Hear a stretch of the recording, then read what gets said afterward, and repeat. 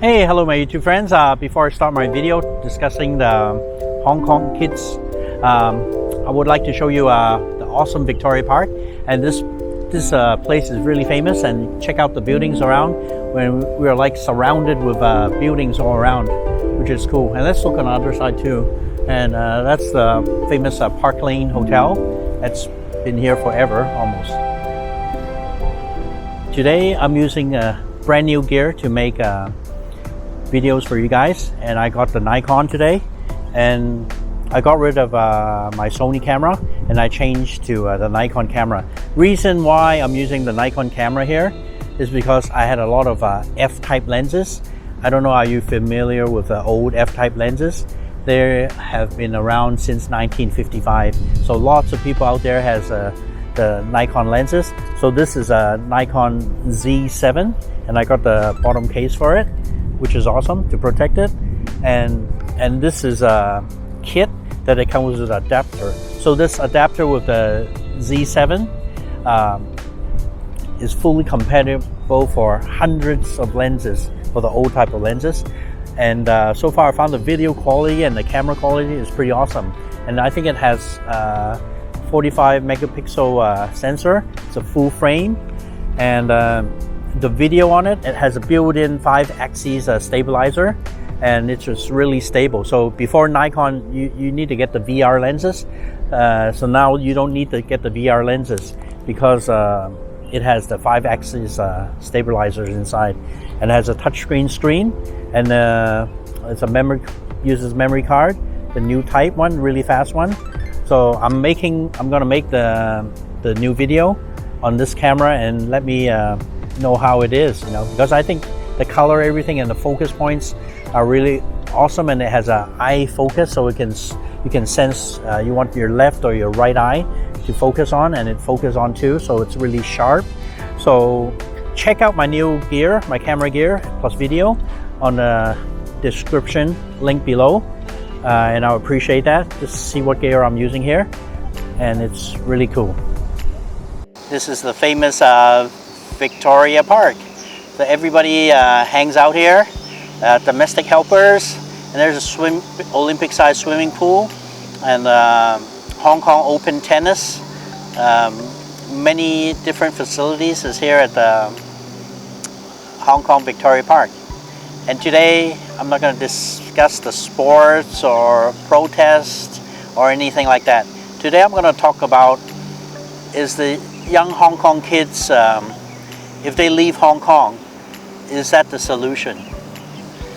So I'm going to discuss this topic today, and I really thought about the kids, they venting their frustration, and the government's frustrated, and it's a massive unrest. 4 people kids has committed suicide because of this matter, and God bless them. It's really sad to hear that. And lots of young kids, I've talked to, they told me, well, we're gonna leave eventually, we're gonna go back, go migrate to some other country and hope for a happy life. But for me, I've been brought up in the States for the whole of my life. There are the pros and the cons for living overseas. So let me talk about kids leaving. Lots of them haven't been actually living overseas before. They're not sure about the culture, they're not sure about anything, what's going on. It's the same thing if expats come to Hong Kong or they go to mainland China. There are many things they gotta get used to. But in Hong Kong, Hong Kongers leaving Hong Kong is pretty sad.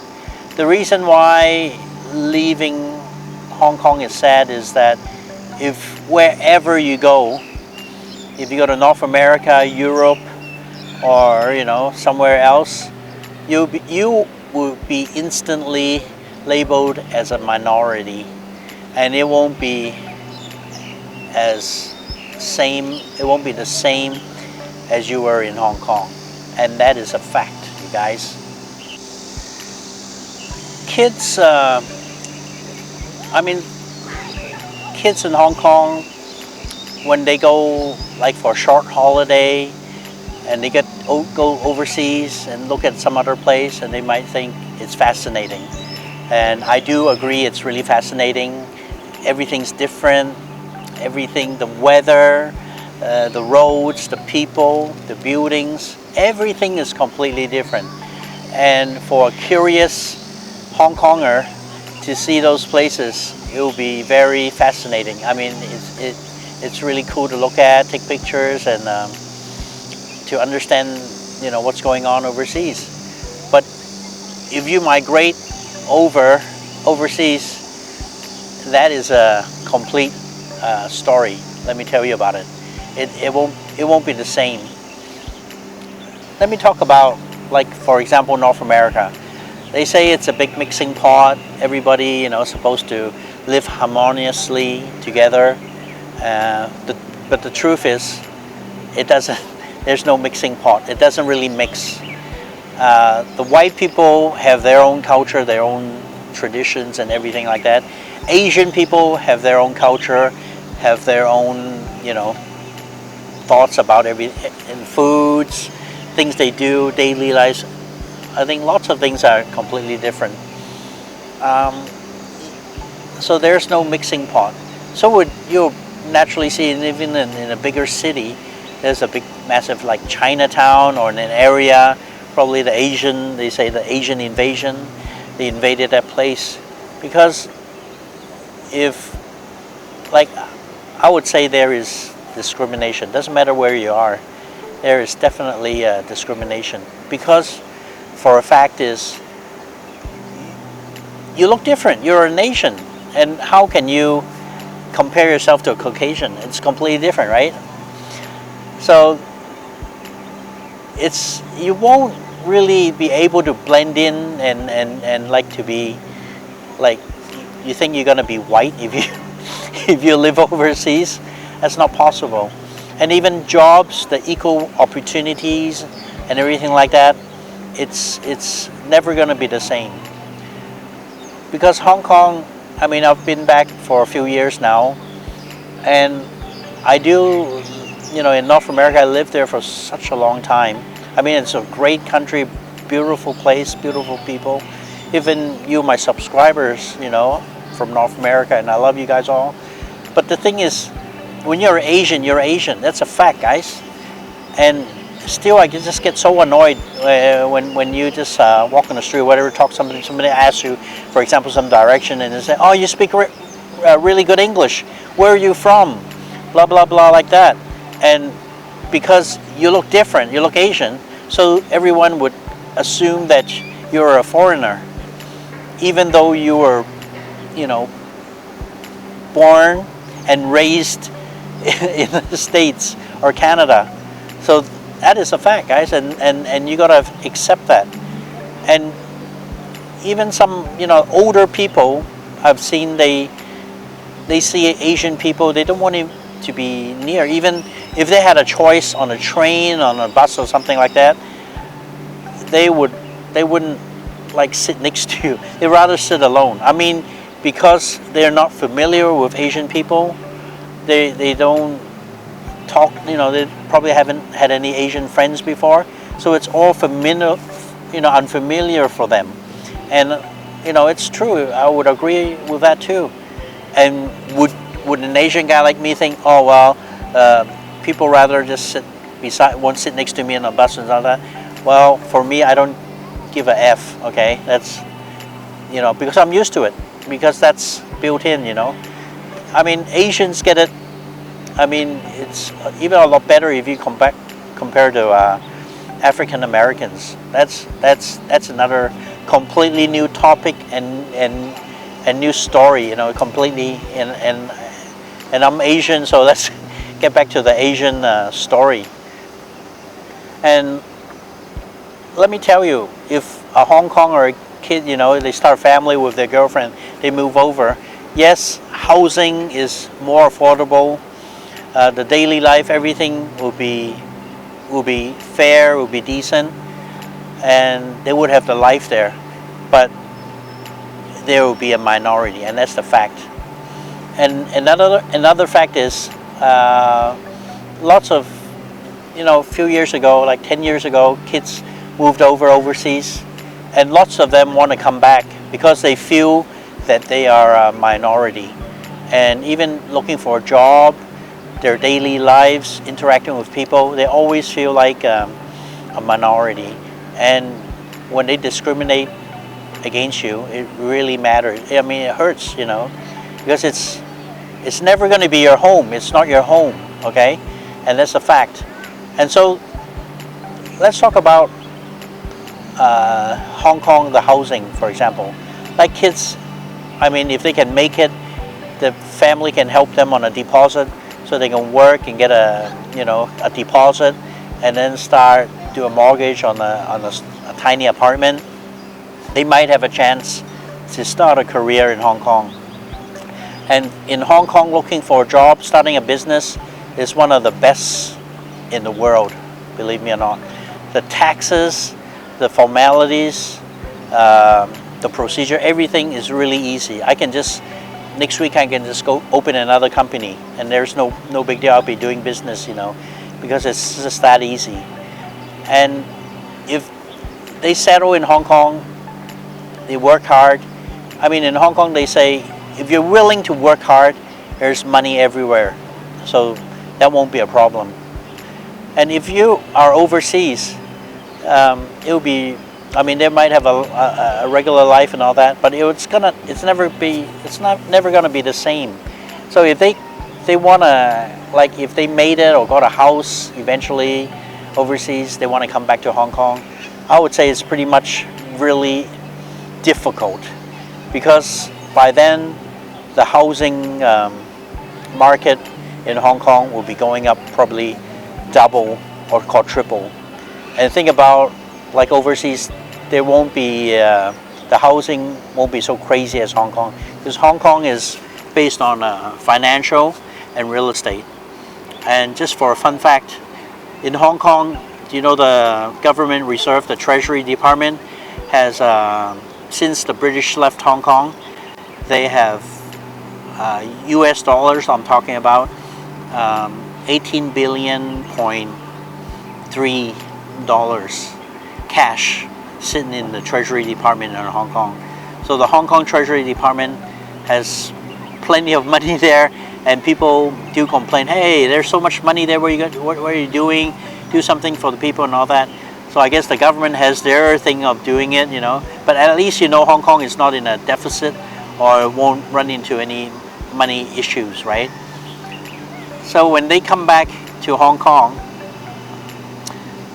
they will be looked at as, oh, you migrated, you come back to Hong Kong. So you won't be, it'll be different, because you won't be treated as a local again. So you'll be kind of stuck in between, right? And the way people, when they are overseas, the lifestyle and everything, it's completely different to Hong Kong, really.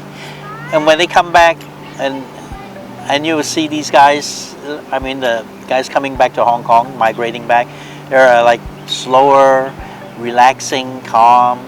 Hong Kong is a hustle bustle city. Everything, every moment, every second is money.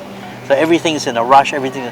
So it's really hard to adapt the life back in Hong Kong, because it's hectic. And basically people say in Hong Kong there's not much life, because they're so busy every day. Like, let me tell you, like, in Hong Kong, I really enjoy Hong Kong. Why? It's because you can just get a bus. There's a bus every 2 minutes, subway every 2 minutes. At nighttime, maybe you wait for 10 minutes. Wow, gee whiz, right? Think about overseas, trying to wait for a bus, for example, on a Sunday. 2 minutes, 10 minutes, 30 minutes? I don't think so, right? You can, comment below, tell me, is it true or not? And in Hong Kong, it's really small, really dense. Everybody's around you, and you have the freedom to catch a train and go to the new territories, Sha Tin. You can do all these, go around Hong Kong, do everything in a whole single day. And if you don't like the city, plenty of hiking trails, plenty of beautiful views. I've done a lot of hiking in Hong Kong, natural waterfalls, lagoons, and lots of tourists, they need to actually, besides shopping, I'm even talking about shopping. Hong Kong, it's a tax-free port, so there's no import tax or anything, duties or anything, except for cigarettes and liquor, right? Even now, even liquor, wine, any wine sold in Hong Kong, if you bring wine over, it's tax-free. So you can bring like 100 cases of wine or whatever in Hong Kong, and it's tax-free. That's really cool. That happened, I think, like 5-6 years ago. They declared it was tax-free. So Hong Kong is just, I mean, you can charter a boat and it's really insignificant. Like get 20-30 friends and then you'll be on a boat ride going to some, Hong Kong have hundreds of islands. You can go to some private beach and have a great day, drinking beer, enjoying the life. Because Hong Kong is, because it's so dense and it's so small, you can get around. And basically, you don't even need to own a car. Sometimes, when I'm back in North America, I just get so sick of every time you have to get in your car, drive to this place, drive to that place, drive across the street. But in Hong Kong, really, you don't really need a car. So it's just a completely different, Hong Kong is different. I think it's kind of unique. For me, is Hong Kongers, if the Hong Kongers leave Hong Kong, is it going to be the same living overseas? Let me tell you, it would never be the same, never ever. Because wherever you are, you're going to be a minority, and that is a fact. Hong Kong is Hong Kong. You're going to speak Cantonese as your main language, and you're used to Cantonese, you don't have to speak any other language. Cantonese is good for the whole Hong Kong, even if you speak English. And Hong Kong is such an international city, you can get any type of things around the world here. And everything is really cheap because, as I said, there's no more tax. Plus, there's another video I really thought about doing because I studied in high school, and I was the only Asian for that whole period of time. 6 years. 6 years, I think 6-7 years, I was the only Asian in that school. And think about, was that a good experience? So if you guys want me to do that video, comment below and let me know. Because that was a very, very life-changing event. Till now, I still remember every day. And yeah. So thank you very much for joining me today at the beautiful Victoria Park. And if you guys had a good 4th of July and Canada Day, hope you guys had a blast, big party. So guys, I'll see you around next time.